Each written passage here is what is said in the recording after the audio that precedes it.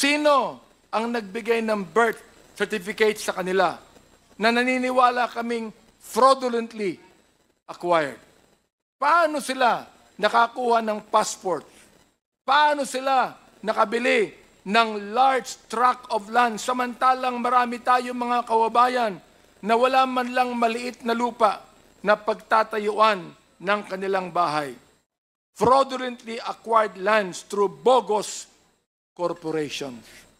Sinabi ng dating leader ng past administration na ginawa niya ang nagawa niya sapagkat, as I quote, "I love this country."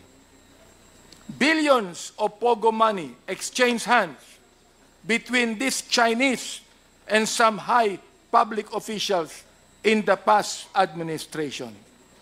Pagmamahal ba sa bayan ito?